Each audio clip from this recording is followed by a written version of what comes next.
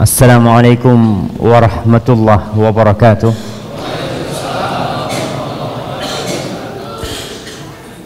Alhamdulillah alladzi bi ni'matihi tatimmus shalihat. Segala puji bagi Allah Jalla Jalaluh yang karena nikmatnya kebaikan-kebaikan menjadi sempurna, yang karena rahmatnya niat-niat baik hamba dapat terlaksana. Allahumma salli wa sallim wa zid wa barik wa an'im ala abdika wa rasulika habibina wa nabiyina Muhammad. Ya Allah, semoga salawatmu, semoga rahmatmu, semoga salammu, semoga nikmatmu senantiasa kau tambahkan untuk hamba kekasihmu Nabi kita Muhammad sallallahu alaihi wasallam, dan untuk keluarga beliau, untuk anak cucu beliau, untuk istri-istri beliau, yang terutama adalah Khadijah radhiyallahu ta'ala anha. Ada berapa istri Nabi? Antum? Ada berapa? 9. 10 sama Khadijah gitu, Ustaz? Hah? Ya, 11 sama Khadijah mungkin.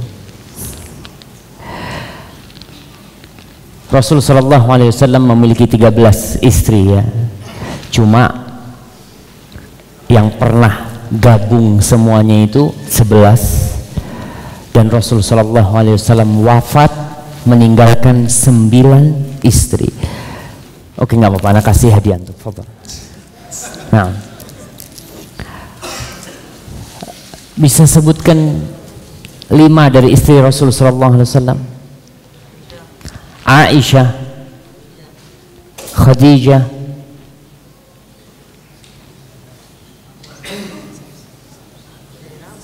Zainab,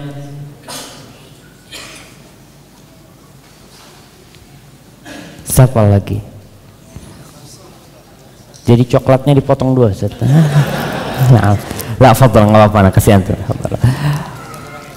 Nah, cobalah kita yang cinta sama Rasul sallallahu alaihi wasallam ini paling enggak kenal sama beliau, tahu sama istri-istri Rasulullah sallallahu alaihi wasallam.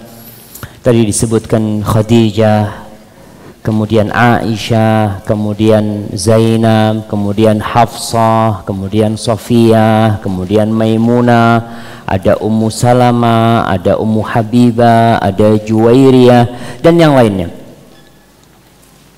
Semoga salawat senantiasa bersambung untuk mereka, istri-istri Rasul sallallahu alaihi wasallam, yang kita yakin mereka adalah istri beliau kelak di surga.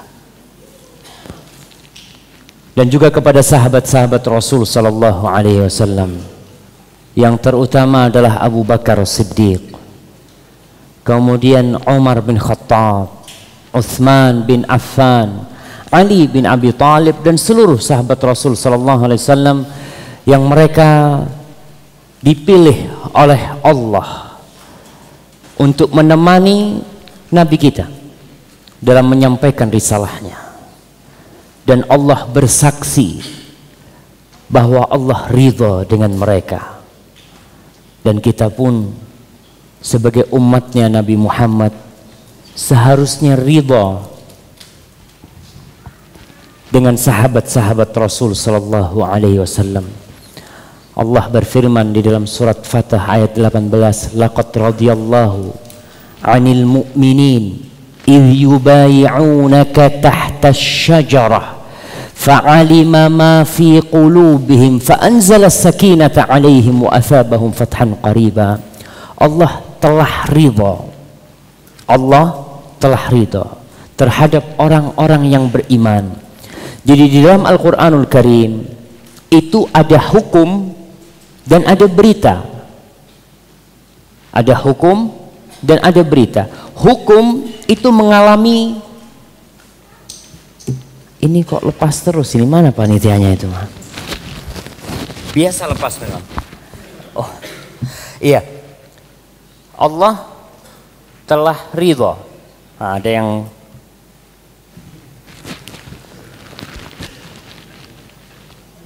Bismillah. Nah, jangan jauh-jauh panitianya. Ada hukum, ada berita.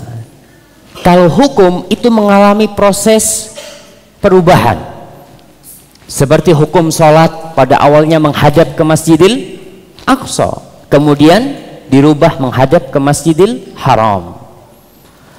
Kemudian puasa, dahulu mereka puasa di hari Ashura, kemudian turunlah puasa Ramadan, menghapuskan kewajiban puasa Ashura. Itu hukum. Ma nansakh min ayatin au nunsiha, tidak ada ayat yang kita hapus atau kita lupakan kecuali Allah ganti dengan yang lebih baik.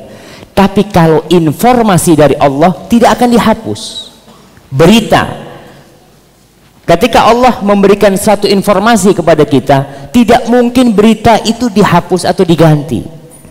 Karena kalau berita itu diganti, berarti berita sebelumnya salah.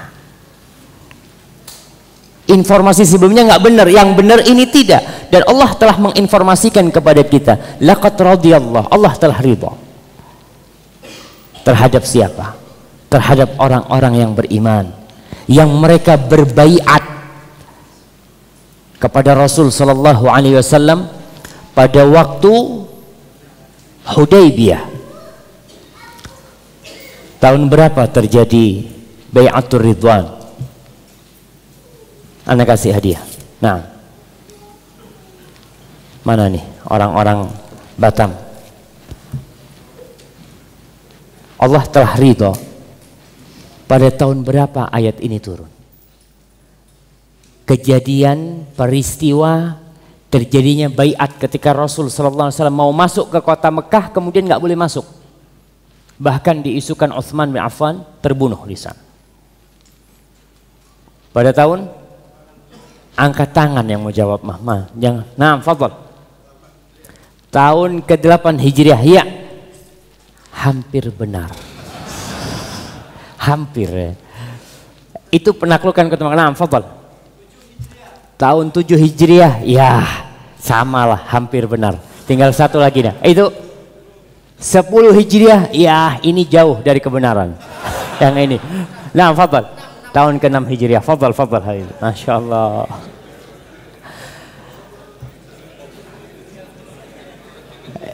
Ya diurut nggak apa-apa lah, 8, 7, 6 benar gitu kan.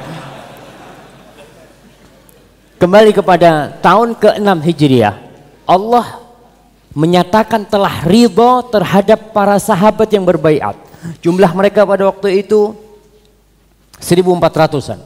Di dalamnya ada Abu Bakar Siddiq, di dalamnya ada Umar bin Khattab, di dalamnya ada Ali bin Abi Thalib, dan ada Utsman yang memang diutus oleh Rasul sallallahu alaihi wasallam. Ketika Allah sudah ridha, keridhaan Allah itu bukan melihat kepada zahirnya. Tidak melihat kepada zahirnya. Kalau saya melihat teman, Masya Allah fulan baik, buat ana kalau inti mau menikahkan putrinya sama fulan, cocok nih, ana cocok, seperti itu. Ana memberikan kesaksian secara zahir, tapi ana nggak tahu dengan isi hatinya. Sedangkan Allah di ayat ini mengatakan fa'alima ma fi qulubihim. Allah tahu dengan isi hati mereka. Jadi kalau nanti ada orang mengatakan, oh itu sahabat-sahabat setelah Rasul umpamanya mereka berubah, nggak bakal berubah, karena Allah tahu dengan isi hati mereka. Kesaksian Allah itu sempurna. Kesaksian Allah itu untuk para sahabat Rasul sallallahu alaihi wasallam yang berbaiat di sana berdasarkan Allah telah mengetahui isi hati mereka. Maka kita bersalawat buat Rasul sallallahu alaihi wasallam, buat keluarganya, buat istri-istrinya, buat anak cucunya, dan buat sahabat-sahabat Rasul sallallahu alaihi wasallam. Dan semoga kita juga termasuk dalam salawat itu. Amma ba'd, ma'asyiral muslimin rahimakumullah. Masya Allah, Batam mungkin lagi ramai ini ya, lagi ada acara musabaqah tilawatil Qur'anil Karim. Saya pun melihat jalan-jalan agak crowded, tapi ternyata banyak juga yang datang ke sini. Semoga langkah-langkah bapak-bapak dan ibu-ibu dicatat di timbangan kebaikannya kelak. Amin. Apa tema kita hari ini? Tiada maaf bagi. Tiada maaf bagimu, subhanallah ya. Dalam perjalanan kehidupan ini bersama manusia, tidak bersama macan, bersama manusia, kita mungkin pernah disakitin orang. Siapa yang tidak pernah disakiti orang? Angkat tangan, anak kasih hadiah. Ada orang yang hidup bersama sapi umpamanya, yang nyakitin dia nggak mungkin manusia, sapi yang nyakitin dia. Tapi selama antum hidup bersama manusia, maka ana yakinlah kita mungkin pernah disakiti, sakit hati. Kalau sudah sakit hati biasanya curhat, cari teman curhat. Ya Allah, ente jangan kayak fulan tuh, masya Allah. Itu biasa. Dan yang paling nggak nyaman jamaah, coba kita lihat ya, bapak-bapak, ibu-ibu, saudara-saudara, melihat kembali sejarah kehidupannya. Yang pernah disakiti hatinya, yang pernah dirobek hatinya, bahkan membuat kita menangis kadangkala, membuat kita ditinggalkan oleh orang gara-gara fulan umpamanya seperti itu. Coba antum lihat, siapa sih yang membuat kita sakit hati itu? Orang Yahudi, orang Nasrani, orang Amerika? Kayaknya enggak sih. Antum pernah sakit hati? Nah, siapa yang nyakiti hati antum? Nggak ada di sini tapi kan? Ada di sini nggak? Nggak ada, alhamdulillah. Tapi orang jauh apa orang dekat yang nyakiti hati antum? Orang dekat, subhanallah. Ini satu orang dekat. Antum pernah sakit hati? Siapa yang nyakiti hati antum? Orang jauh apa orang dekat? Kawan, subhanallah. Ada yang disakiti hatinya oleh istrinya. Ada istri yang disakiti oleh suaminya. Dan kita lihat, kebanyakan yang menyakitin hati kita itu memang yang dekat sama kita.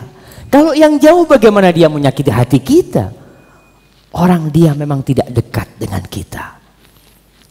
Maka ma'asyiral muslimin, ketahuilah bahwasanya selama kita ini hidup berdampingan, itu yang namanya gesekan pasti terjadi. Bersama teman, kawan, bersama tetangga ribut, bersama teman kerja, bersama bos, atasan dan anak buah, atau bersama siapa saja. Pokoknya orang-orang yang dekat sama kita itu wajar terjadi. Selama antum hidup bersama manusia, maka antum akan merasakan sakit hati. Dan Rasul sallallahu alaihi wasallam mengingatkan kita. Beliau berkata, "Alladzi yukhalitun nas wa yasbir ala adzahum." Mereka yang hidup bersama manusia, wa yasbir ala adam, dan dia bersabar disakitin orang, khairun, mereka itu lebih baik daripada siapa? Daripada alladzi la yukhalitun nas wa la yasbir ala adam, daripada orang-orang yang mereka tidak hidup bersama manusia, menyendiri, menyepi, hidup di pegunungan sendirian, dan dia tidak bersabar. Sekali bertemu dengan manusia biasanya terjadi clash, terjadi masalah, dan dia tidak bersabar menghadapi itu. Maka ma'asyiral muslimin, sekali lagi saya tekankan, yang namanya disakitin orang, yang namanya gesekan itu wajar terjadi antara orang-orang yang berdekatan. Indonesia sama Malaysia, ada gesekan enggak? Ada, namanya tonggo, namanya tetangga, negeri jiran. Dan yang jadi masalah ketika orang yang menyakitin kita orang dalam, lebih sakit hatinya kita. Orang yang kita harapkan dia membantu kita, mensupport kita, mendukung kita, ternyata malah dia yang menusuk kita dari belakang. Na'udzubillah. Semakin sakit rasanya hati ini. Tapi mau gimana? Kalau memang itu sudah wajar terjadi, tinggal kita bagaimana menyikapinya. Kadangkala ada sebagian yang mengatakan sudah, tiada maaf bagimu sudah. Ini pertama dan terakhir kali aku berjumpa sama kau. Selamat tinggal. Aku akan berjumpa dengan kau kelak di padang mahsyar nanti. Mantep gitu kan kalau sudah seperti itu. Jadi ma'asyiral muslimin, apa antum tidak mau memaafkan saudara antum? Kadang-kala gesekan itu terjadi antara anak dengan bapak. Kadang-kala gesekan itu terjadi antara kakak sama adiknya. Berapa banyak kita lihat keluarga yang seharusnya mereka solid saling membantu, ternyata kata bahasa Jawanya wang sewangan. Apa wang sewangan bahasa Indonesia itu? Hah? Mana yang orang Jawa di sini, Pak? Wang sewangan itu yang satu ke timur, yang satu ke barat, nggak ketemu. Kakak sama adik padahal dilahirkan dari satu rahim, menyusu dari satu susu, dan mereka dalam gendongan yang sama, dibesarkan di rumah yang sama. Kemudian kenapa ketika mereka besar mereka saling berpaling, satu sama lain mengatakan tidak ada maaf bagimu. Enggak, aku nggak akan maafkan kau sampai kapanpun. Maka yang akan kita bicarakan sekarang ini, bagaimana membuat hati yang tersakiti ini terobati sehingga mau memaafkan, mau dia memberikan maaf kepada orang-orang yang menyakiti dia. Masyaallah muslimin, tapi saya lihat sebagian udah mulai merem-merem gini kan. Apa itu faktor khusyuk mungkin? Mungkin lah, ya namanya pulang kerja Ustaz. Saya ini biasa kalau dengarkan kajian memang sambil merem gitu, nggak apa-apa, nggak apa-apa. Ya kalau antum enggan memaafkan, perhatikan beberapa hal yang akan kita kaji pada malam ini. Sehingga yang selama ini tidak mau memaafkan, mudah-mudahan setelah dari kajian ini dia mau memaafkan. Memaafkan saudaranya, memaafkan kawannya, apalagi orang tuanya yang mungkin pernah menyakiti dia. Berapa banyak pertanyaan datang, Ustadz, anak ini ketika kecil tidak dididik dengan benar sama orang tua, nggak dikasih nafkah. Sekarang anak sudah berhasil, sudah sukses, orang tua anak apa boleh dibantu? Ya masyaallah muslimin, mungkin maju ke depan sedikit.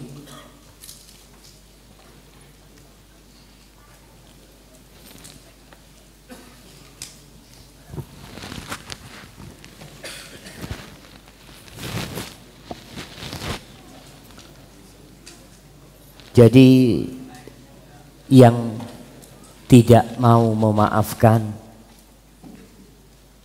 ingatlah beberapa hal ini. Yang pertama, jangan sok suci. Jangan sok suci. Kadang-kadang ada orang yang merasa dia nggak pernah berbuat dosa, nggak pernah menyakitin hati orang lain, sehingga tatkala disakiti hatinya, dia merasa aku ini nggak pernah berbuat salah. Kok bisa-bisanya dia itu menyakiti aku? Allah Jalla Jalaluh sudah menetapkan bahwa kita ini manusia, memang makhluk yang tidak lepas dari kesalahan. Nggak lepas dari kesalahan. Dosa itu sudah menjadi temannya manusia. Bahkan Rasul sallallahu alaihi wasallam mengatakan, "Laulam tudhnibu," andai kata kalian tidak berbuat dosa. Tunggu sebentar, anak ini jadi bingung sama. Udah. Kalau kalian nggak berbuat dosa, la zahaballahu bikum. Allah akan usir kalian semuanya. wala jaa'a biqaumin akharin. Allah akan datangkan orang-orang yang berbeda dengan kalian. Yudhnibun, yang mereka berbuat dosa. Kemudian mereka yastaghfirunallah fayaghfir lahum. Kemudian mereka memohon ampun kepada Allah dan Allah mengampuni mereka. Jadi wajar kita berbuat dosa itu. Jadi jangan sok suci.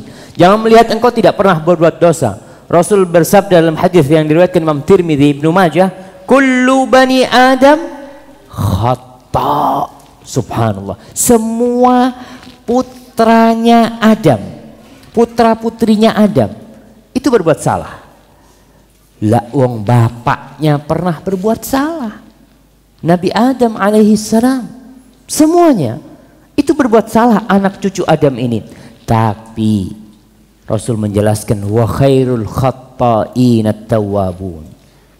Dan sebaik-baiknya orang yang berbuat salah ada yang minta maaf, yang bertaubat, yang kembali kepada Allah. Itu kepada Allah. Jadi kalau ada saudara kita berbuat salah kemudian dia minta maaf sama kita, kita kadang-kadang sakit hati. Mau berapa hari sakit hati jemaah? Sebagian di antara kita sampai mati sakit hati. Kita aja kalau ada duri di kaki, ada duri di kaki, antum keluarin nggak? Ana yakin antum keluarin. Bahkan antum akan cari dokter operasi kalau bisa supaya duri di kaki itu keluar. Bagaimana kalau duri itu di dalam hati? Apa mau dibawa mati, itu sakit. Dan kita lihat orang-orang yang sakit hati itu, yang dia biarkan sampai mati sakit hati, tidak mau mengucapkan salam kepada kakaknya, kepada adiknya, bahkan anaknya nggak boleh berjumpa dengan anaknya, kakaknya. Sesama misanan dia putuskan karena sakit hatinya. Na'udzubillah. Kalau orang sudah kembali minta maaf, maafkan dia. Yang kedua, sepanjang hidup kita ini minta maaf kepada Allah Jalla Jalaluh. Saya lihat suara saya ini timbul tenggelam ini. Panitianya gimana ini? Apa perlu diisolasi? Biar nggak goyang-goyang.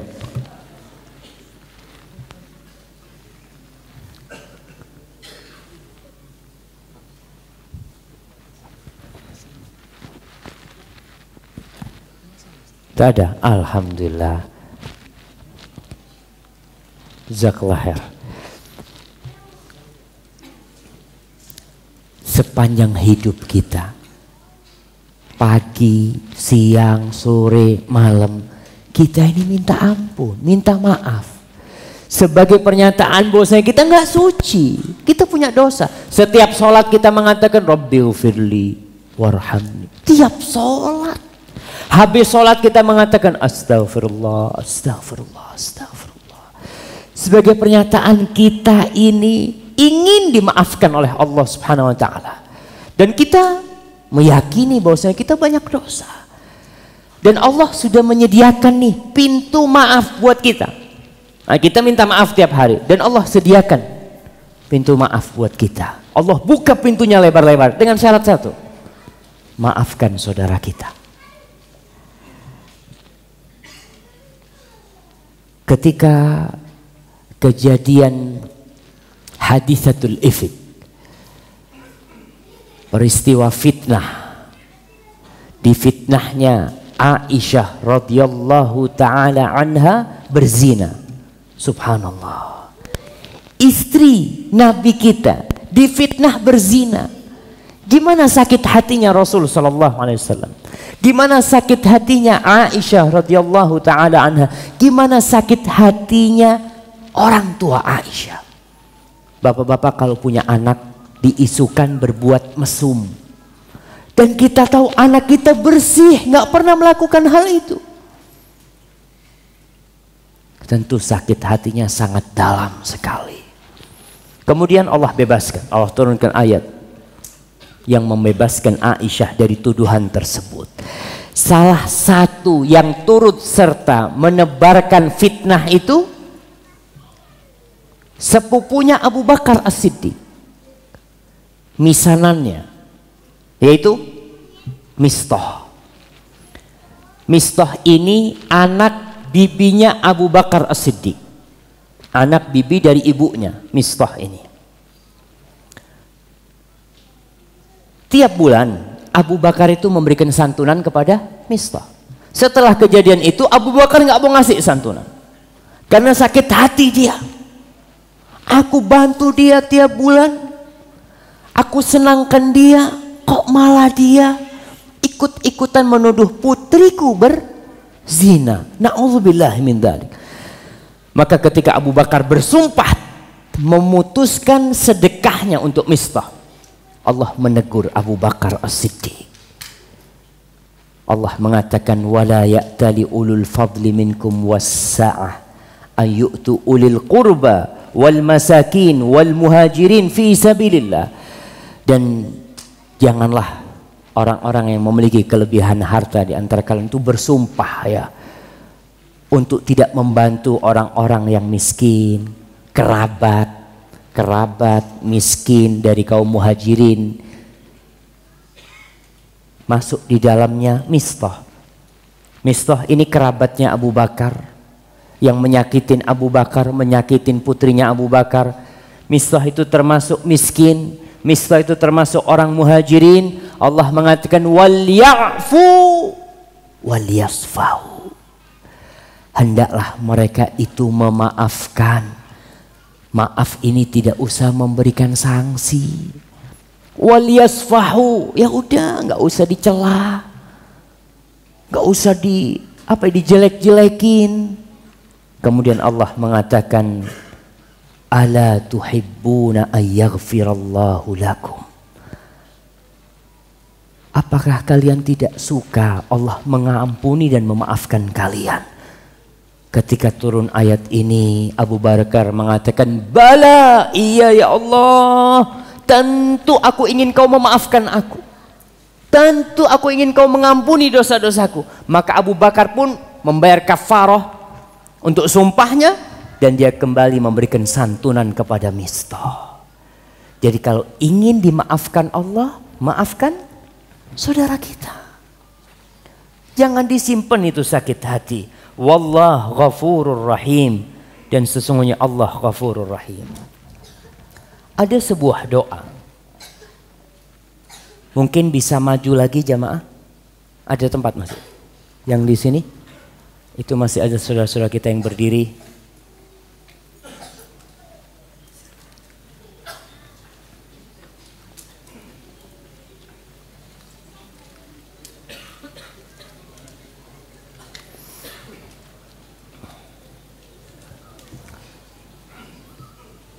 Doa yang dibaca pada malam Lailatul Qadar. Fadhal. Siapa yang bisa jawab? Hah? Doa yang dibaca malam Lailatul Qadar. Fadhal. Yang belakang. Iya.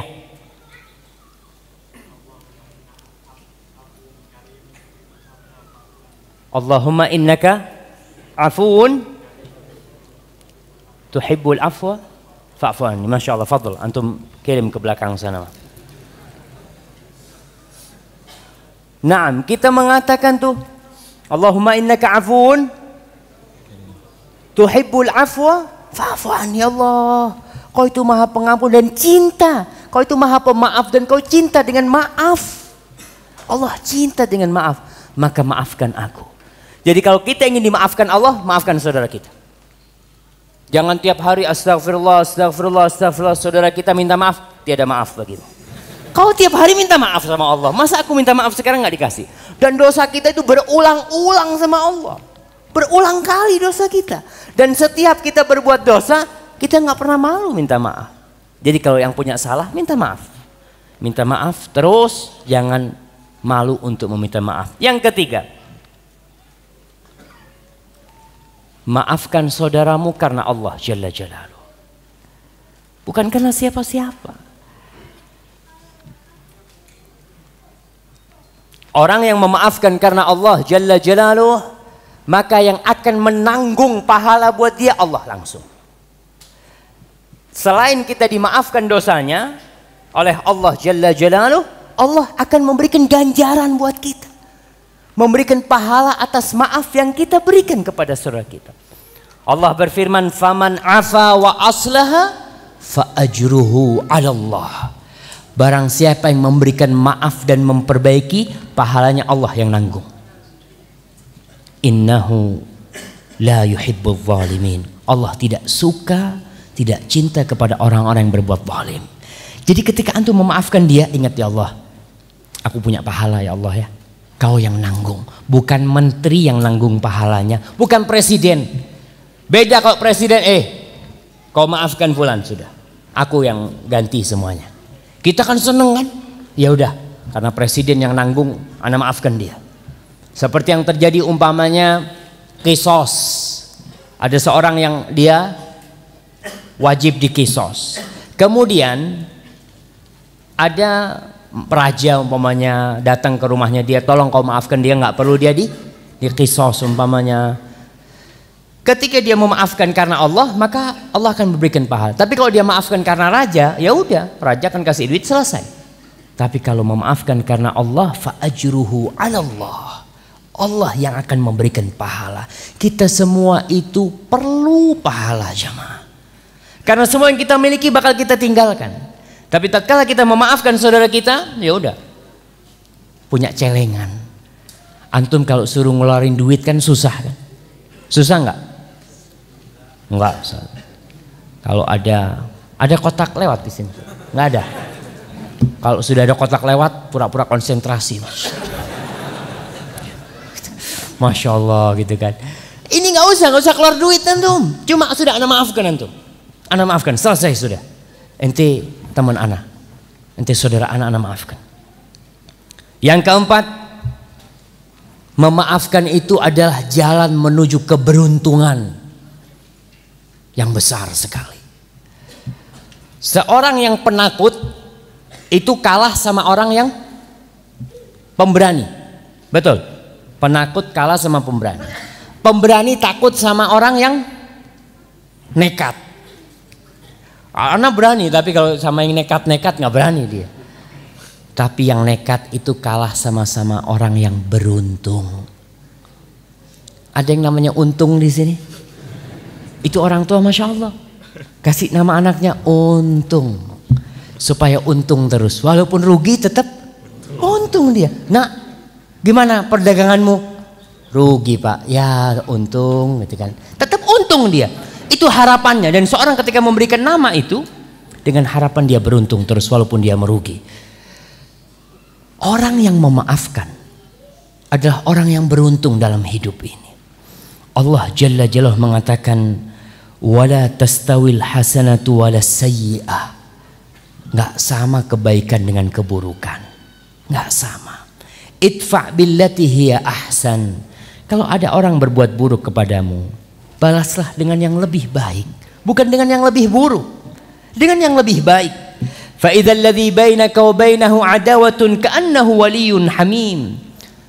Permusuhan yang terjadi antara engkau dengan dia, dengan engkau membalas dengan kebaikan, seakan-akan engkau adalah teman yang akrab. Wa ma yulaqqaha illa alladzina sabaru wa ma yulaqqaha illa dzu hadzin azim. Tapi enggak akan mendapatkan taufik dari Allah untuk bisa memaafkan, untuk bisa bersabar, illa alladzina sabaru, kecuali orang-orang yang bersabar. Dan tidak akan bisa melakukan itu, mendapatkan itu, kecuali orang-orang yang memiliki keberuntungan yang besar sekali. Jadi antum kalau kepingin hidup beruntung, jangan mengatakan tiada maaf bagimu. Maafkan. Apalagi kerabat dan keluarga dekat kita. Yang kelima, meneladani Sang Pencipta, meneladani Allah Jalla Jalaluh. Allah memiliki Asmaul Husna. Berapa Asmaul Husna milik Allah? Walillahil asmaul husna fad'uhu biha. Allah memiliki nama-nama yang indah. Berdoalah dengan nama-nama yang indah itu. Dan Rasul mengatakan, inna lillahi tis'atan wa tis'ina asman mi'atan illa wahidah. Allah memiliki 99 nama yang indah, 100 kurang 1. Man ahsaha dakhalal jannah. Barang siapa yang menghitungnya masuk surga. Menghitungnya gimana? Pertama menghitung dengan menghafalnya. Yang kedua menghitung dengan bertadabbur, memahami maknanya. Dan yang ketiga berdoa dengan nama itu dan mengamalkannya. Di antara nama indah Allah, Afu. Nama Allah itu Afun, namanya Allah itu Ghafur. Maka antum berusaha untuk mengambil, meneladani Allah. Allah itu subhanallah. Apa ada orang yang lebih pemaaf dari Allah? Allah mengatakan dalam sebuah hadis qudsi, "Ya ibna Adam, law ataitani biqurabil ardi khati'atan, thumma ataitani la tusyriku bi syai'an, la ataituka biqurabika maghfiratan." Wahai hambaku, andai kata kau datang kepadaku dengan hampir sepenuh bumi ini dosa, dan kau datang kepadaku tidak pernah berbuat syirik sedikit pun, aku akan datang dengan sepenuh bumi itu maaf untukmu. Subhanallah. Begitu pemaafnya Allah. Orang yang membunuh tis'atan wa tis'ina rajulan, kemudian dia lengkapi 100. Dia membunuh 100 nyawa. Allah terima taubatnya tidak?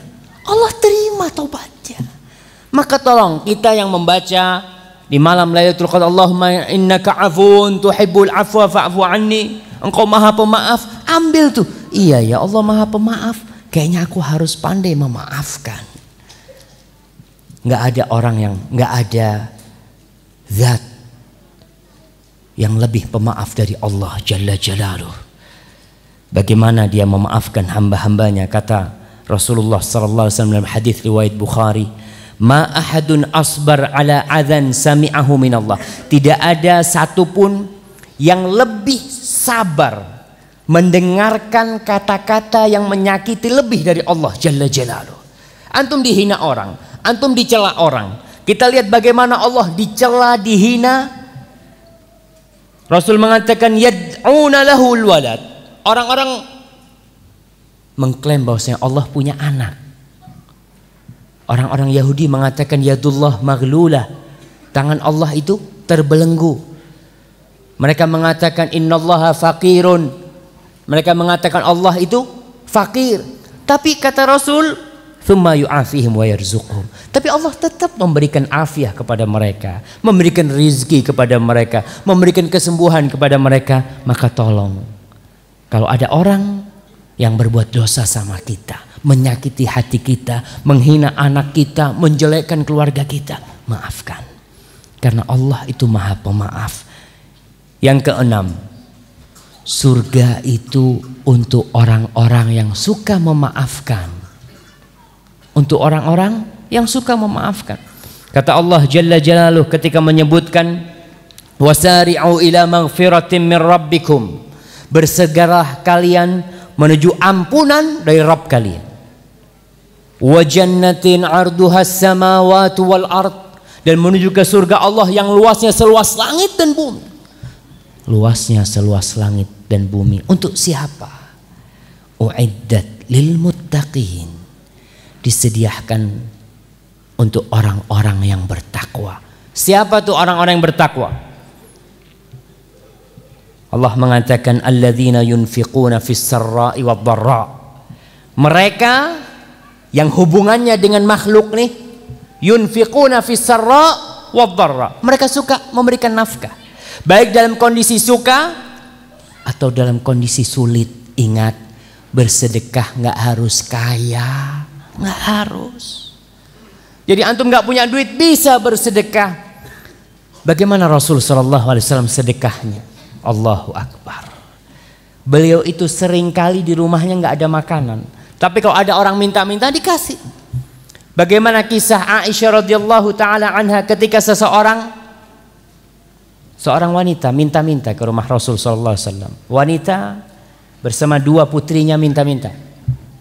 Aisyah masuk rumahnya dicari makanan nggak ada, yang ada cuma 3 butir kurma, dikasihkan.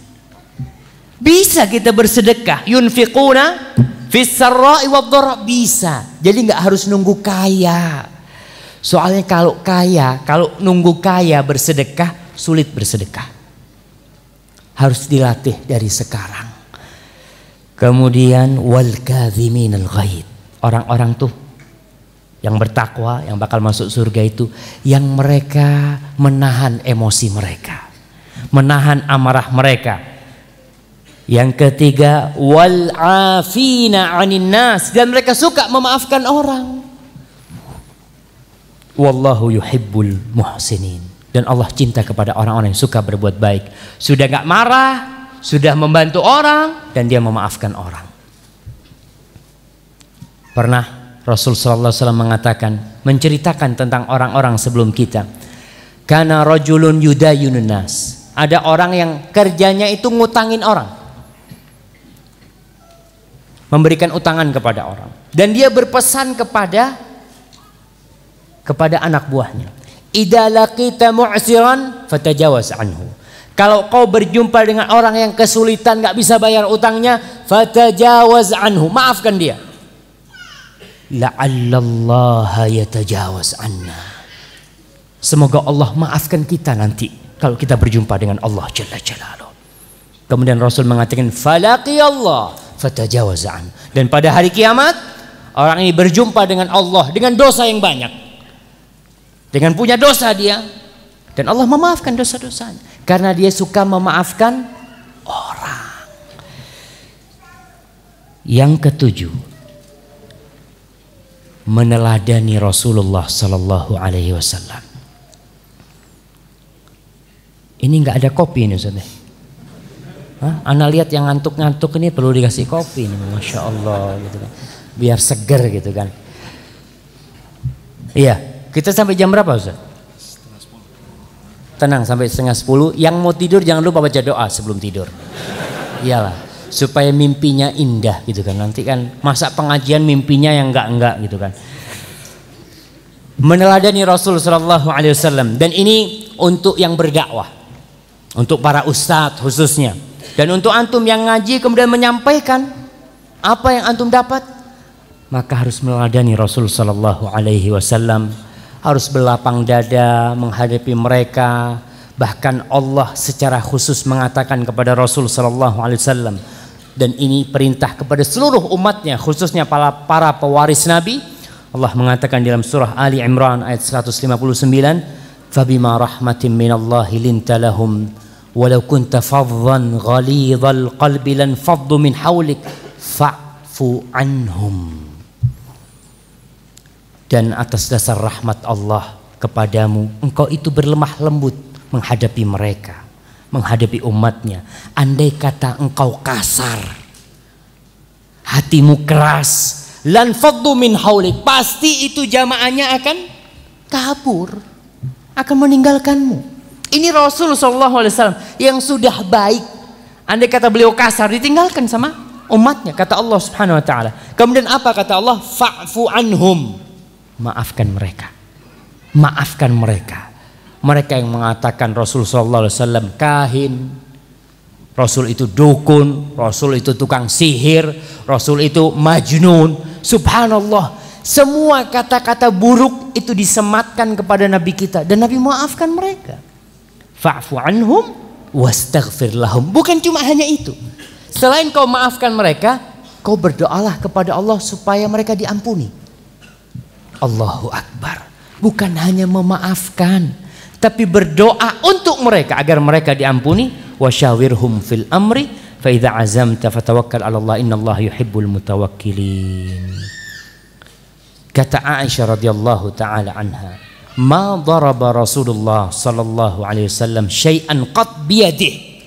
Rasul sallallahu alaihi wasallam tidak pernah memukul sesuatu apapun dengan tangannya, nggak pernah.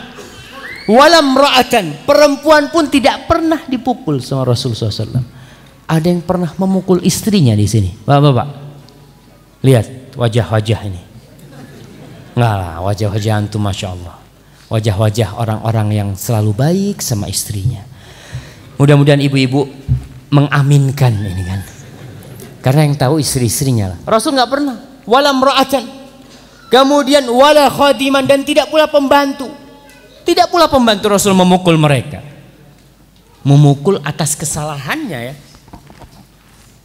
Lepas lagi nih, mana panitianya? Nah, illa ayyujahid fi sabilillah, kecuali ketika beliau dalam kondisi berjihad di jalan Allah Jalla Jalaluh.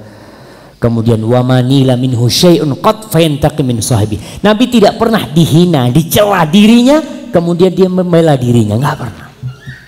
Membela dirinya yang dijelek-jelekan enggak pernah. Illa ayyuntahak syai'un min maharimillah, kecuali ada hukum-hukum Allah yang dilanggar. Ketika itu beliau bangkit membela siapa? Membela Allah Jalla Jalaluh. Ketika hukum Allah, nah, ini ada yang jalan ini sudah. Nah, kita lihat bagaimana Rasul sallallahu alaihi wasallam memaafkan orang. Urwah bin Zubair meriwayatkan bahwa Aisyah radhiyallahu taala anha pernah berkata kepada Nabi. Kita lihat bagaimana Aisyah bersama Rasul bercerita atau minta cerita. Jadi istri itu kadang kala minta cerita. Apa kata Aisyah radhiyallahu taala anha? Hal ata 'alaika yaumun kana asyad min yaumi Uhud. Rasul, pernahkah berlalu peristiwa dalam kehidupanmu yang lebih dahsyat daripada perang Uhud? Kita tahu perang Uhud, bagaimana Rasul sallallahu alaihi wasallam terjatuh dalam lubang itu, kemudian giginya patah, pipinya kemasukan gelang-gelang baju besinya ya, kemudian terluka jidatnya sallallahu alaihi wasallam, dan beliau kemudian diselamatkan menuju ke Bukit Uhud. Aisyah tanya, adakah hari peristiwa yang lebih dahsyat dari perang Uhud itu? Qala laqad laqitu min qaumika ma laqit. Aku sudah menghadapi peristiwa-peristiwa yang besar yang aku hadapi dari kaummu, dari kaum Quraisy maksudnya. Wa kana ashadda ma laqitu minhum yaumal aqabah. Dan yang paling berat yang aku hadapi adalah pada hari Aqabah. In aradtu nafsi ala ibni Abdi Yalail ibn Abdi Kulal falam yujibni illa ma aradtu fantalaqtu wa ana mahmum ala wajhi. Rasulullah SAW ketika berangkat ke Taif ya, untuk berdakwah di sana, kita tahu bagaimana Rasulullah SAW diusir dari Taif, dilemparin batu di sana, maka beliau pun pulang dalam kondisi sedih, bingung beliau. Dari Mekah sudah diusir ke Taif, di sana pun beliau diusir. Fantalaqtu ana mahmumun ala wajhi falam astafiq illa wa ana biqarni tha'alib. Kemudian aku sadar ya, ketika aku berada di Qarni Tha'alib, satu tempat dan antara Taif dengan Mekah. Farafa'tu ra'si fa idza ana bi sahabatin qad adallatni. Aku mengangkat pandanganku dan aku melihat awan di atasku yang telah menaungiku. Fa nazartu fa idza fiha Jibril. Di situ ada Jibril. Kemudian dia memanggilku.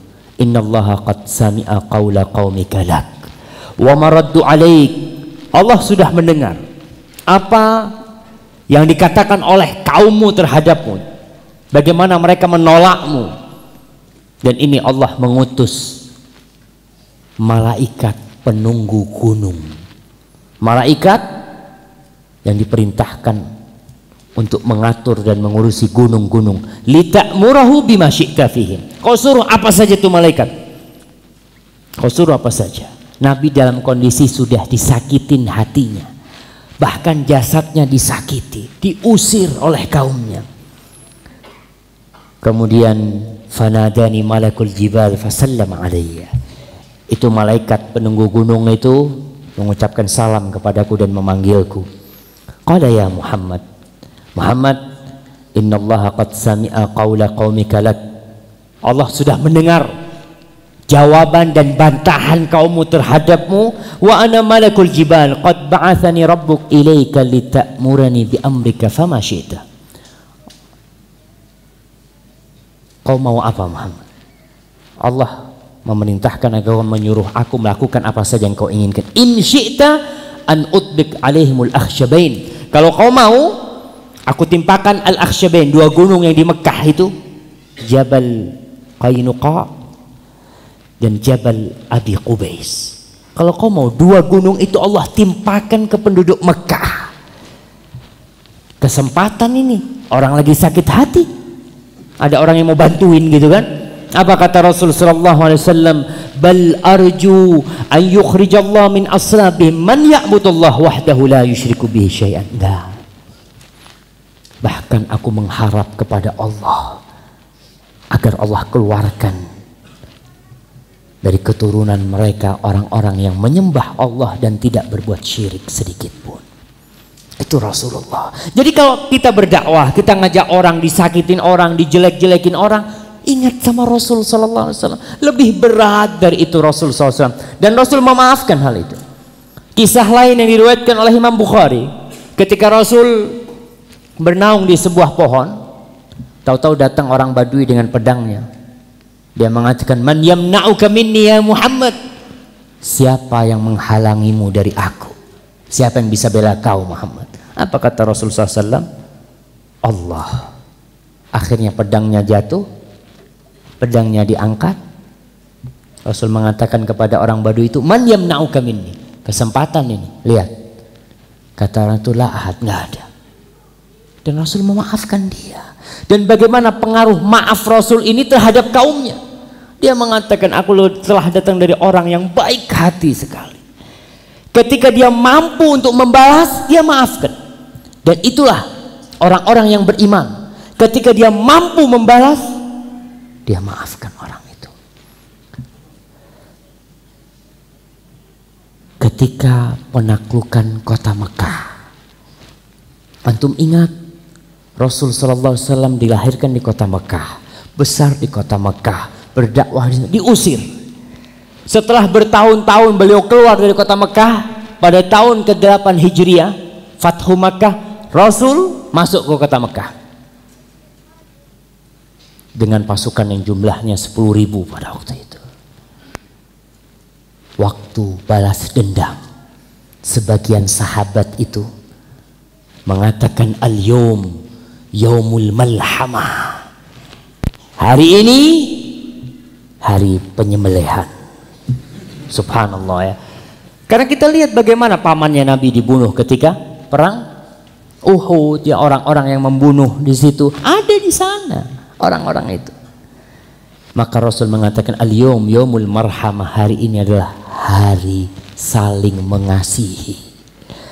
Kemudian sebagaimana disebutkan oleh Ibn Hisham, Rasul mengatakan ketika dikumpulkan orang-orang itu, orang-orang kafir itu, yang mereka telah mengusir Nabi, memerangi Nabi, menguasai harta Nabi Muhammad di Mekah dan harta para sahabatnya, bukan cuma beliau.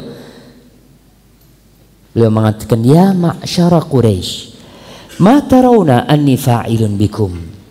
Wahai bangsa Quraisy, menurut kalian kira-kira apa yang aku akan perbuat kepada kalian? Apa kata mereka? Khairan, baik yang akan kau lakukan buat kita, baik yang akan kau lakukan terhadap kami. Akhun karim wabnu akhin karim. Kau adalah saudara yang mulia dan kau adalah putra saudara yang mulia. Tahu orang-orang kafir itu mengetahui sosok Muhammad sallallahu alaihi wasallam. Dia tahu Muhammad ini orang baik. Selama hidupnya dia dikenal dengan Al-Amin.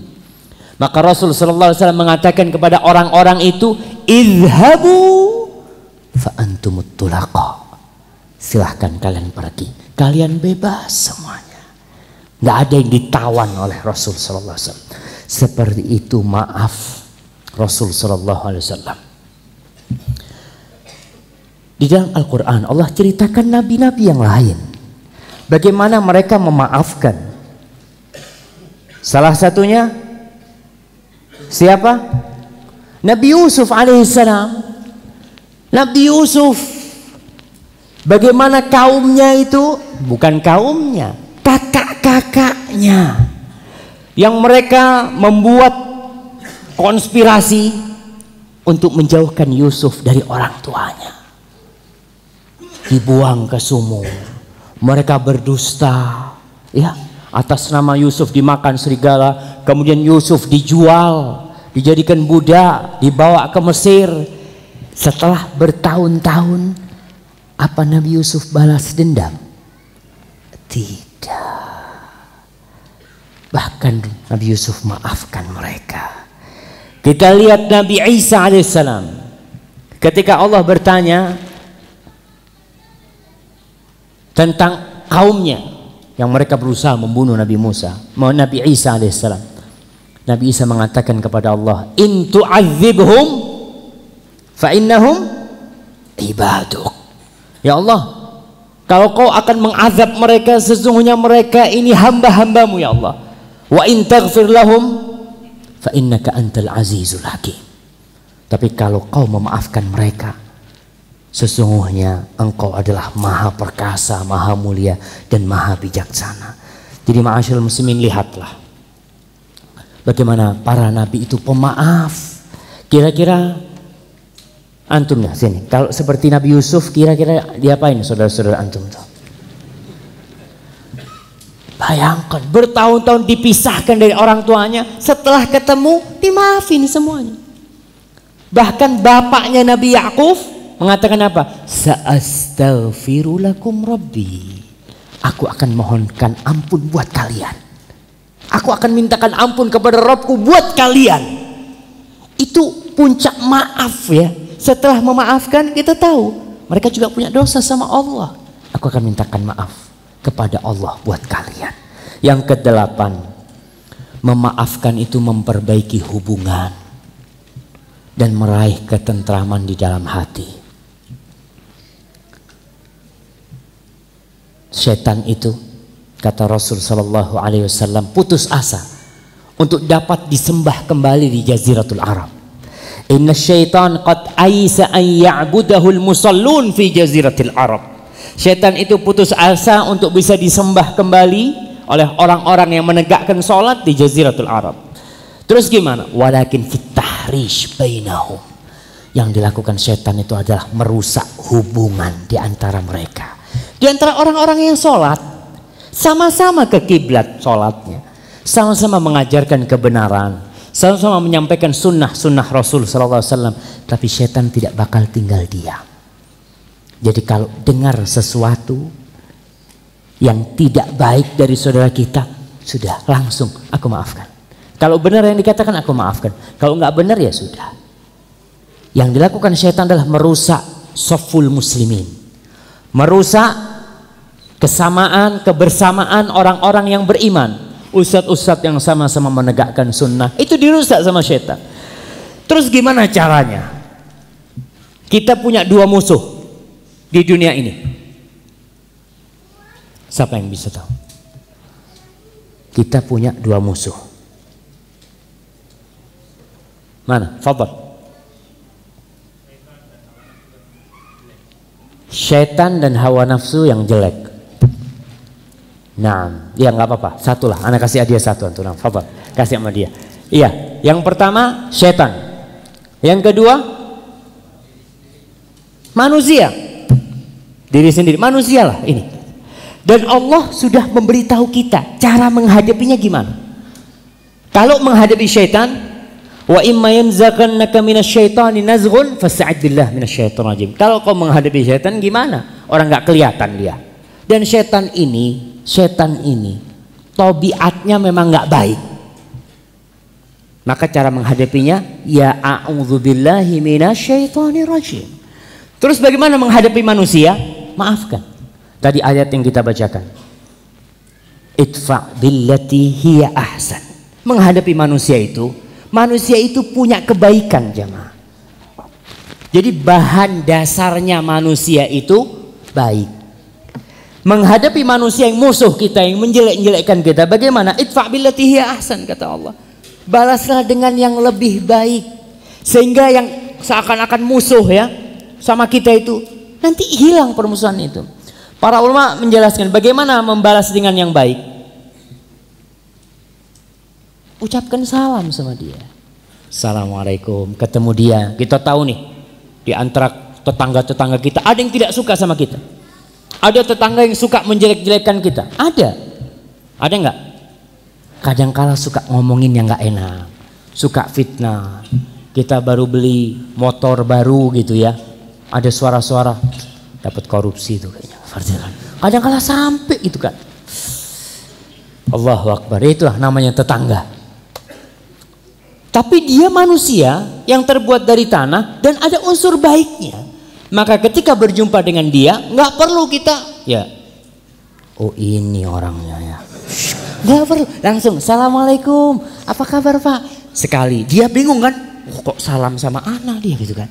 Besok lagi kita punya hadiah, lama-lama yang namanya permusuhan itu akan luntur karena kita memaafkan dia. Dan tadi yang kita katakan ceritanya Nabi Yusuf alaihissalam, bagaimana dia memperbaiki hubungan sama saudaranya dengan memaafkan. Harus ada yang ngalah. Orang sudah minta maaf saudara-saudaranya, maka sudah maafkan mereka. Kemudian yang ke-9, maukah amalan kita tidak diterima jamaah? Ingat, ketika kita ini menyimpan duri di dalam hati, bisa jadi amalan kita nggak diterima sama Allah. Sholat kita, rukuk kita, sedekah kita nggak diterima gara-gara kita menyimpan dendam sama saudara kita, bahkan nggak diampuni. Dalam sebuah hadis yang diriwayatkan oleh Imam Muslim, kata Rasul sallallahu alaihi wasallam, tuftahu abwabul jannati yaumal itsnain wa yaumal khamis. Pintu surga itu, pintu-pintu surga, nah, berapa pintu surga? Antum? Nah, berapa? 8. Betul. Udah lihat antum? Belum? Masya Allah. Nah, fadal. Kasih buat beliau. Nah, pintu surga itu 8, ingat. Pintu neraka 7. Sedikit yang ngomong 7. Anak nggak tahu tadi ya. Oh ternyata 7 gitu. Nggak apa-apa. Kita namanya ngaji, tambah ilmu. Pintu neraka itu 7, pintu surga 8 sebagai pertanda rahmat Allah lebih luas daripada azab Allah Jalla Jalal. Pintu-pintu surga itu tiap hari Senin dan Kamis dibuka. Fayughfaru likulli 'abdin la yusyrik billahi syai'an. Maka diampunin pada hari Kamis dan Jumat itu orang-orang yang tidak berbuat kesyirikan kepada Allah Subhanahu wa taala, illa rajulan, kecuali ini satu manusia. Kanat bainahu wa baina akhihi syahna. Ada permusuhan antara dia dengan saudaranya. Saudara seiman, saudara seislam, apalagi saudara kandung. Ada permusuhan dia sama saudaranya.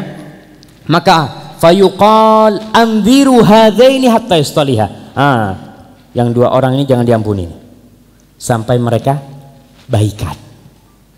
Subhanallah. Bayangkan, ada mungkin sebagian di antara kita yang beramal 20 tahun tapi ternyata belum diampuni dosa-dosanya. Ini berkaitan dengan dosanya. Dosanya nggak diampuni. Dalam riwayat Muslim dan riwayat yang lain, Rasul sallallahu alaihi wasallam mengatakan, tu'radul a'malu fi kulli yaumi khamis wa itsnain. Amal itu ditunjukkan kepada Allah pada hari Kamis dan Senin. Allah ampuni kecuali tadi. Amal-amal yang buruk Allah ampuni kecuali orang yang menyimpan dendam sama saudaranya. Jadi bayangkan, ada yang sudah umurnya 60 tahun nyimpan dendam, sakit hati sama saudaranya. Selama 60 tahun dia dosanya nggak diampuni sama Allah Jalla Jalal. Amalnya nggak terangkat juga. Tunggu sampai dua orang ini baikan. Dan kita di bulan Sya'ban. Nah,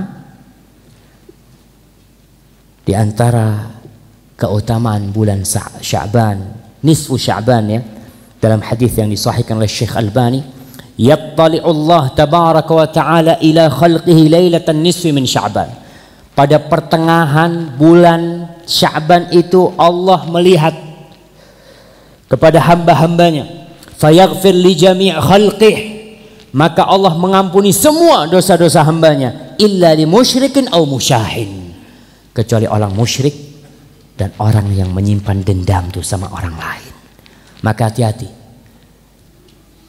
Apa kita nggak mau diampuni dosa-dosa kita? Bertahun-tahun beramal, ternyata dosa kita nggak diampuni dan amal kita tidak diangkat.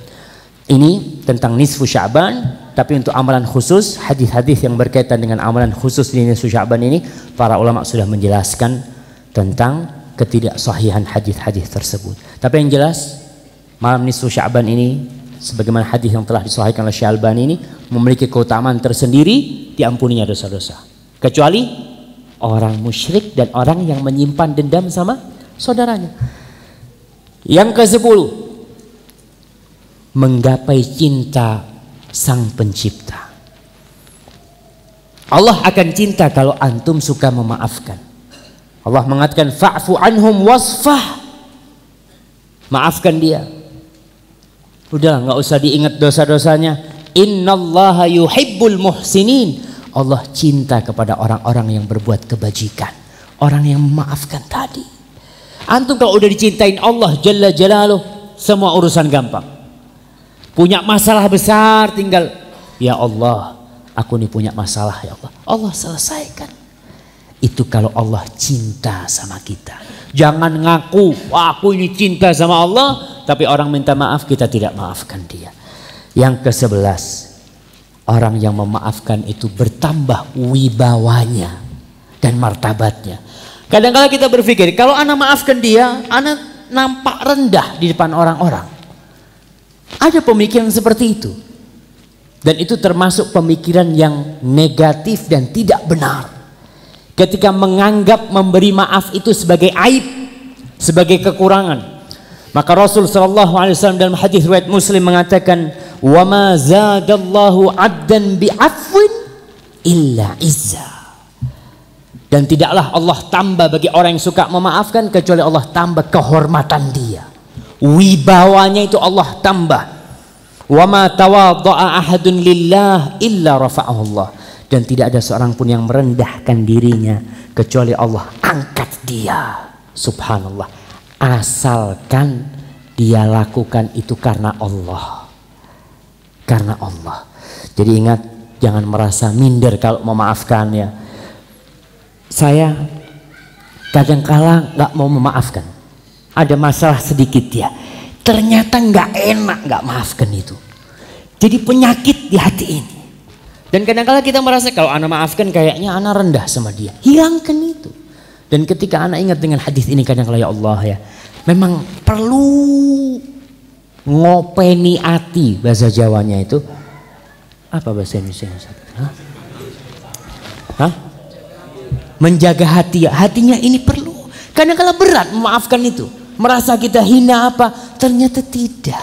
Maka ingat dengan hadis ini. Kalau antum merasa anak kayaknya terhina kalau memaafkan, ingat dengan hadis ini. Allah akan angkat derajat antum. Umar bin Khattab pernah mengatakan, kullun nas minni fi hillin. Semua orang aku maafkan. Semua yang pernah punya salah sama aku maafkan. Imam Ahmad bin Hambal. Imam Ahmad bin Hambal bagaimana dia disiksa oleh khalifah pada waktu itu. Karena konspirasi dari orang-orang pengikut akidah Mu'tazilah pada waktu itu. Akhirnya berganti khalifahnya. Berganti Al-Wathiq billah. Dari Mu'tasim, kemudian Mutawakkil, kemudian Wathiq billah. Ketika itu Imam Ahmad mendapatkan kedudukan mulia di mata khalifah. Beliau nggak balas dendam. Oh kesempatan ya Allah, itu yang pernah gangguin anak tuh kumpulin semua. Tidak, dimaafkan semuanya Imam Ahmad. Kullu fihil. Kemudian yang ke-12, jangan bosan memaafkan, jangan bosan. An Abdullah bin Umar radhiyallahu taala anhu. Abdullah bin Umar pernah cerita. Ja'a rajulun ila Nabi sallallahu alaihi wasallam. Datang seseorang kepada Nabi Muhammad SAW. Satu pertanyaan yang kita butuhkan, yang kita hadapi dalam kehidupan ini. Berapa kali kita memberi maaf kepada orang yang berbuat salah sama kita? Ustadz, ini fulan sudah 10 kali berbuat salah sama anak. Anak gak bakal maafin dia. Kadang-kadang seperti itu. Sering kali Ustadz. Bukan sekali, bukan 2 kali, sering kali. Lihat ada orang datang kepada Rasul tanya masalah kehidupan dia. Dia mengatakan, ya Rasulullah, kam na'fu anil khadim. Rasulullah, berapa kali kita ini memaafkan pembantu? Pembantu itu wajar berbuat salah jamaah. Namanya pembantu. Kalau dia nggak berbuat salah, insya Allah dia jadi bos. Kenapa dia masih jadi pembantu? Ya karena memang dia biasa berbuat salah. Dan dia pembantu, suka membantu kita. Kita butuh sama dia. Ini tanya Rasul, berapa kali kita maafkan pembantu? Pembantu ini biasanya mecahin piring, ya, nyetrika, gosok. Kemudian kadangkala dia tertidur pas kita butuh, dia nggak ada kemana. Nyuci-nyuci kadangkala kena yang namanya pemutih itu ya, bajunya kena, kita marahin kadang-kadang. Subhanallah. Sebelum ana nikah, ana dulu berpikir, ya pembantu memang nggak benar gitu kan. Tapi setelah menikah, ana tahu, oh itu biasa karena istri ana biasa mecahin piring, namanya nyuci piring, biar pecah. Dia nggak mau itu pecah. Tapi karena kerjaannya itu memang nyuci, kumpul piring-piring, pecah, itu wajar ternyata. Yang baju umpamanya, kita kan kepingin baju baru nggak kena pemutih ya. Dia nggak ingin juga sama kita. Tapi karena dia yang melakukan, jatuh tetesan-tetesan itu tanpa sengaja. Ini sahabat tanya, kam na'fu anil khadim, berapa kali kita maafkan pembantu? Kata Ibnu Umar, fasomat. Rasulullah SAW diam beberapa saat. Thumma a'ada 'alil kalam. Orang itu kembali tanya, ya Rasulullah, kam na'fu 'anil khadim? Berapa kali kita maafkan pembantu? Rasul diam lagi. Falamma kana fi tsalitsah, kemudian ketika dia tanya yang ketiga kalinya, apa kata Rasulullah SAW? U'fu anhu fi kulli yaumin 70 marrah. Rasul mengatakan maafkan dia pada setiap hari 70 kali. 70 kali. Hadis ini sahih, diriwayatkan oleh Abu Daud dan disahihkan oleh Syekh Albani. 70 kali jamaah. Kalau pembantu berbuat salah kepada kita, 70 kali berbuat salah kita maafkan. Ini dalam sehari ya. Apalagi dalam setahun. Kita sering ingat-ingat, oh itu pernah dulu mecahkan piring. Tahun berapa itu ya? Ingat-ingat gitu. Diingat-ingat, la ilaha illallah. Rasul mengatakan 70 kali. Itu pembantu. Bagaimana dengan istri kita? Bagaimana dengan anak kita yang berbuat salah? Maafkan dia 70 kali. Yang ke-12, memaafkan dan memperbaiki. Memaafkan dan memperbaiki. Jadi karena kalau orang berbuat salah kita maafkan. Tapi Ustaz, ini kesalahannya dia mencuri umpamanya. Maafkan, dia perbaiki, dikasih nasihat. Dia melakukan perbuatan yang nggak benar, kita maafkan, oke.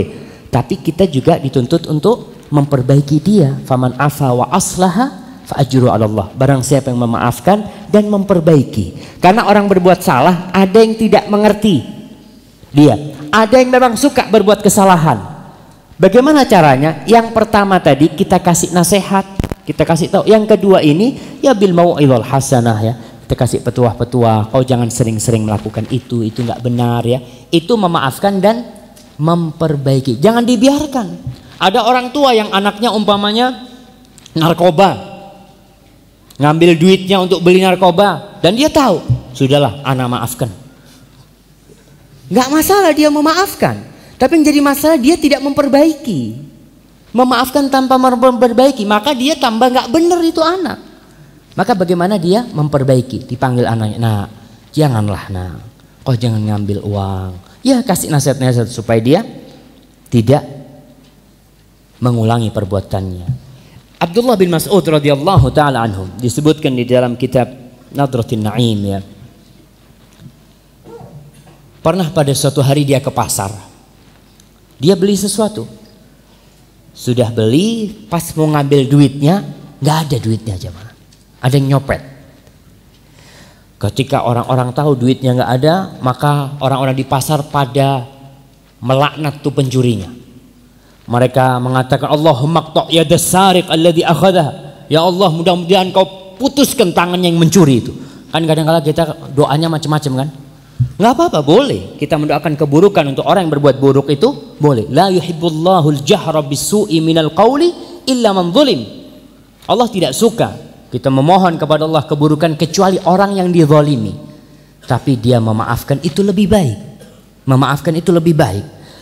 Ibnu Mas'ud ketika mendengarkan orang-orang mendoakan yang enggak benar itu, maka dia berkata, Allahumma in kana hamalahu ala akhdhiha hajatun fabarik lahu fiha.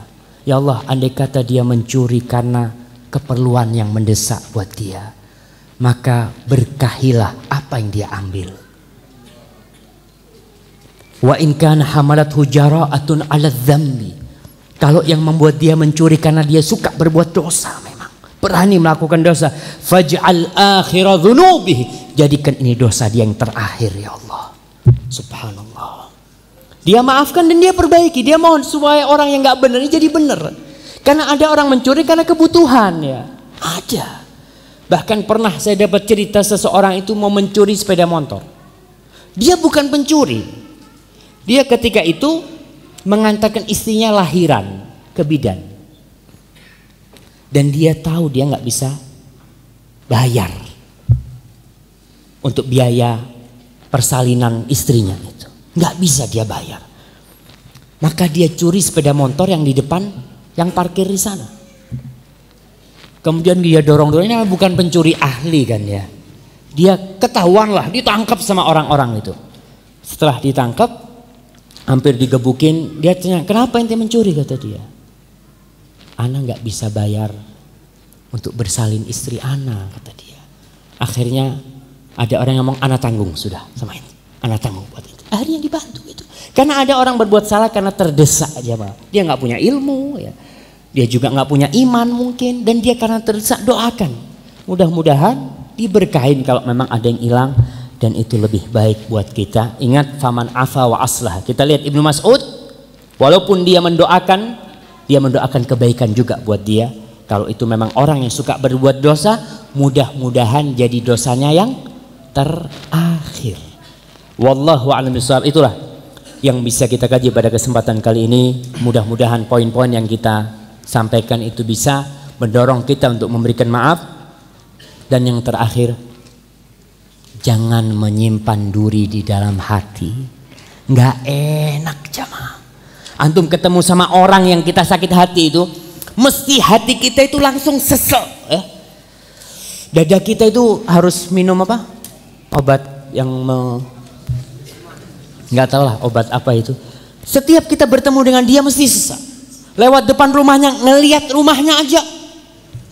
Wih, ini rumahnya. Subhanallah. Mau kita kebahagiaan kita dicuri dengan satu permasalahan yang kecil. Yang kalau kita maafkan nih, yang kalau antum maafkan, pelong dari antum, selesai. Wallahu a'lam bishawab. Itu yang bisa Anda sampaikan pada kesempatan kali ini. Kalau yang Anda sampaikan benar itu dari Allah Subhanahu wa taala.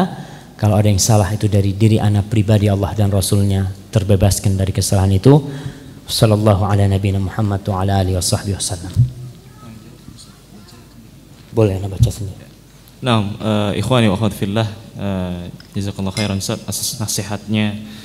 Dan kemudian kita lanjutkan dengan sesi tanya jawab ya bagi para ikhwan. Silahkan memberikan secari kertas untuk bertanya. Barangkali ada yang mau bertanya. 5 menit jamaah. Ya, ini Ana baca sendiri ya. Kenapa? Kalau nggak bisa jawab jadi enak karena gitu kan. Ana kan tinggal taruh kalau nggak bisa jawab gitu kan.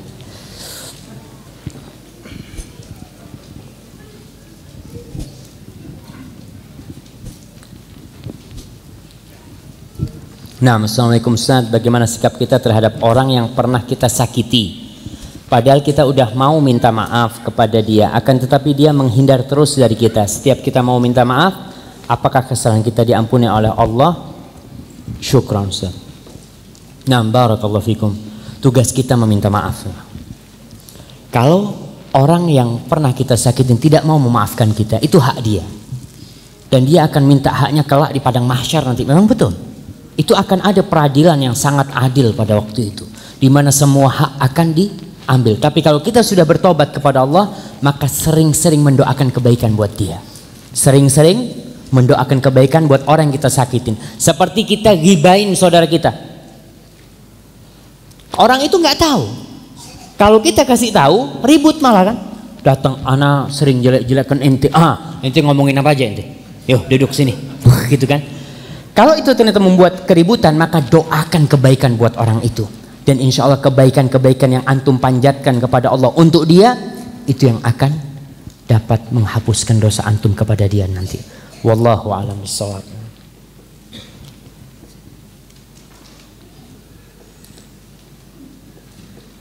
Nah, Assalamualaikum Ustaz, mohon pencerahan dan nasihatnya bagaimana kita bisa meneladani Rasulullah SAW dan para sahabat dalam setiap aspek kehidupan ketika kita disibukkan dengan urusan dunia dan keluarga yang membuat kita terlena dan terberdaya. Syukran. Subhanallah. Memang dunia ini wamal hayatud dunya illa mata'ul ghurur. Dunia itu memang menipu jamaah. Dan Allah sudah menancapkan di dalam hati kita ini kecintaan kepada dunia. Zuyyina lin-nasi hubbus syahawat minan nisa wal banin wal qanatiril muqantarati minadh dhahabi wal fiddah. Itu sudah dicintakan kepada kita. Dan ini ujian kita. Ujian kita. Alhaakumut takatsur hatta zurtumul maqabir. Banyak sekali. Bagaimana kita menyikapinya? Maka sisihkan waktu untuk melihat kepada akhirat kita.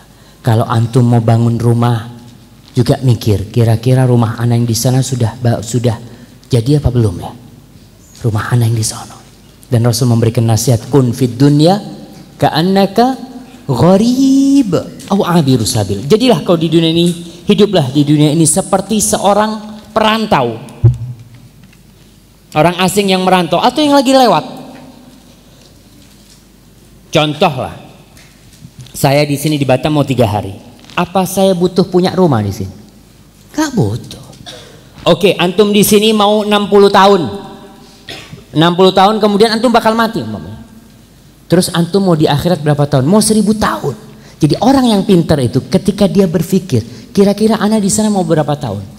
Seorang TKI yang bekerja umpamanya di Saudi, di Malaysia umpamanya, atau di Singapura, di mana aja lah TKI yang bekerja, sebagian di antara mereka itu mengikuti sabda Rasul sallallahu alaihi wasallam. Karena dia memang nggak mau lama-lama di situ kan. Duitnya dikirim kemana? Ke kampungnya terus. Kirim terus ke kampungnya. Rumah udah jadi belum? Kurang gentengnya. Ya, anak mau kerja lagi. Kerja lagi, kirim lagi, seperti itu. Kalau dia mikir ketika berada di Malaysia saja, nggak bakal jadi itu rumahnya. Begitu pula kita di dunia ini. Kalau kita mikir rumah kita di sini aja, kita lupa bahwa kita mau pulang kampung. Dan kampung kita itu di mana? Di akhirat sana yang sebenarnya. Kita di sini cuma sebentar. Maka tolonglah ketika kita ingat itu, sibuk dengan keluarga nggak apa-apa, dengan dunia cari dunia. Wabtaghi fima atakallah ad-darul akhirah. Cari dunia yang banyak. Dapat banyak, kasih buat rumahnya di akhirat yang banyak. Buat bangun rumahnya di sana.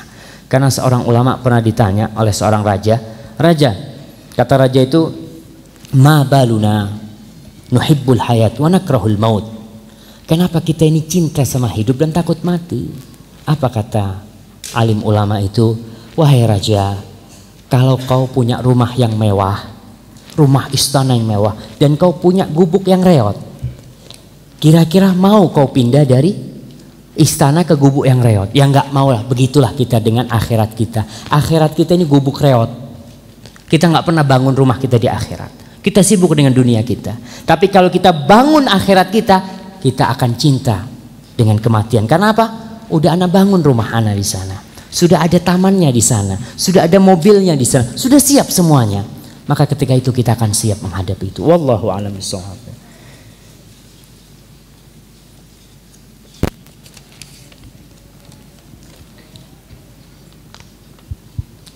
Nah, bismillah, bagaimana cara kita menghilangkan sifat tidak mau memaafkan atas kesalahan yang saudara lakukan kepada kita? Ya, itu kajian kita semuanya kayaknya tadi. Mungkin yang ringan ya. Yang ringan tadi yang anak katakan, kita itu kalau kesusuk duri kaki kita, gak enak jamaah, gak enak karena yakin. Kita berusaha jalan tuh sampai pincang-pincang gitu. Bagaimana kalau duri itu ada di hati kita? Mau kita jalan tidur mikirin, bangun tidur, ya fulan ini ya. Sholat itu fulan. Masya Allah, sampai mati, mau mati pun datang orangnya minta maaf, aku nggak maafkan kau, aku nggak maafkan. Na'udzubillah, sampai mati dia sakit hati. Janganlah. Dan kita lihat Rasul sallallahu alaihi wasallam dimaafkan ya semuanya itu yang pernah berbuat salah kepada Rasul sallallahu alaihi wasallam.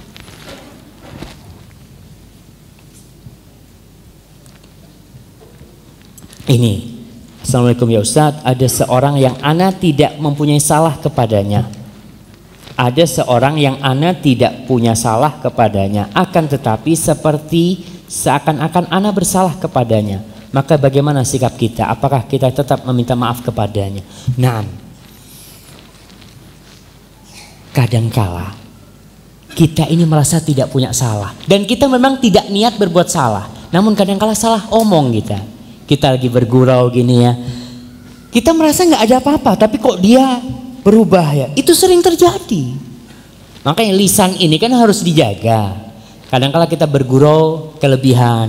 Dan kita mungkin kalau kita ngomong seperti itu kita nggak sakit hati. Tapi ada orang lain yang sakit hati karena manusia beda-beda. Maka ketika antum merasa tidak berbuat salah, namun antum melihat gelagatnya kayaknya anak punya salah sama dia, langsung minta maaf. Mungkin anak salah ngomong. Saya katakan tadi, kalau yang namanya bergesekan itu wajar ketika kita berteman. Mobil kalau lagi rame ya, lagi macet tuh biasanya spionnya ketabrak itu biasa. Kalau kepingin nggak tabrak, spionnya bikin jalan sendiri tuh, jalan sendiri sana. Tapi kalau yang namanya jalan umum biasa itu terjadi. Jadi kalau merasa antum tidak berbuat salah, tapi antum melihat seakan-akan punya salah, kalau lihat dari gelagat orang itu maka minta maaf. Itu yang pertama. Yang kedua, kadangkala ada yang mengadu domba. Antum merasa enggak punya salah apa-apa. Ada orang yang tidak suka sama antum. Maka untuk menghilangkan itu, idfa' billati hi ahsan. Langsung antum datang. Ana minta maaf kalau punya salah. Minta maaf. Dan tolong kasih nasihat ana. Langsung. Dan itu untuk memperbaiki hubungan kita dan agar Allah memaafkan kita. Akhir. Satu lagi terakhir jamaah. Bismillahirrahmanirrahim. Ustadz, apa hukum bagi orang yang melakukan balas dendam di atas kebenaran sebagai bentuk pelajaran? Apakah dalam hadis yang mengatur tentang balas dendam? Nah, Allah Jalla Jalaluh mengatakan, walladzina idza asabahumul baghyu hum yantasirun. Orang-orang yang beriman itu kalau mereka dizalimi, mereka bela diri mereka. Orang beriman itu kalau dizalimi, mereka membela diri mereka. Wa jazaa'u sayyi'atun sayyi'atun mithluha. Perbuatan dosa, perbuatan buruk, balasannya perbuatan buruk juga, sama balasannya itu. Tapi Allah mengatakan, faman afa wa aslaha fa ajruhu 'ala Allah. Tapi barang siapa yang memaafkan dan memperbaiki, pahalanya Allah yang nanggung. Innahu la yuhibbudz zalimin. Allah tidak suka dengan orang-orang yang berbuat zalim. Tadi orang yang menzalimi dia, Allah tidak suka dengan dia. Tapi kita memaafkan itu lebih baik. Mau balas, fadol, nggak apa-apa. Membalas itu boleh. Kita membalasnya, kita berangkat ke mahkamah untuk menuntut dia. Wala man intasara ba'da zulmihi fa ulaika ma 'alaihim min sabil. Dan orang-orang yang mengambil hak mereka setelah mereka dizalimi, nggak apa-apa mereka melakukan hal itu. Innamas sabilu 'alal ladzina yadhlimuna an-nas wa yabghuna fil ardi bighairil haqq. Yang mendapatkan sanksi itu adalah orang-orang yang berbuat zalim. Kalau tadi orang itu menuntut haknya, mengambil haknya. Umpamanya kita dipukul, kita kan boleh memukul dia. Kita dihina, kita boleh menghina dia. Tapi kalau kita maafkan itu lebih baik. Dan yang zalimlah yang berbuat salah, ulaika lahum adzabun alim. Mereka akan mendapatkan azab yang pedih. Walaman sabara. Kemudian Allah mengatakan, dan bagi yang bersabar, wa ghafara, dan mengampuni, memaafkan, inna dzalika min azmil umur. Itu termasuk suatu perkara yang memang berat sekali untuk memaafkan. Tapi kalau tadi orang ini harus dikasih pelajaran, nggak apa-apa. Kalau itu memang kalau dikasih pelajaran dia itu jadi lebih baik. Seperti itu. Tapi kalau tidak, yang ada cuma memuaskan apa? Memuaskan nafsu kita. Enggak. Rasul sallallahu alaihi wasallam nggak pernah marah untuk dirinya. Beliau itu marah untuk Allah Jalla Jalla. Kalau urusan diri antum udahlah, antum maafkan dia. Itu lebih baik. Tapi kalau mau ngambil hak antum, ya jangan berlebihan. Tetap harus sama. Satu. Wallahu a'lam bishawab. Mungkin kita cukupkan sampai sekian. Sekali lagi, kalau benar yang Anda sampaikan itu dari Allah Subhanahu wa taala, kalau salah itu dari diri saya sendiri, Allah dan Rasulnya terbebaskan dari kesalahan itu. Wassallallahu ala nabiyina Muhammad wa ala alihi wasallam. Nah, Ustaz, jazakallah khairan atas nasihatnya. Dan daurah ini akan dilanjutkan nanti insyaallah pada tanggal 14 dan 15, yaitu hari Sabtu hingga hari Ahad. Dan sanah tatim berdoa kafaratul majlis. Subhanakallahumma bihamdika asyhadu an la ilaha illa anta astaghfiruka wa atubu ilaik. Assalamualaikum warahmatullahi wabarakatuh.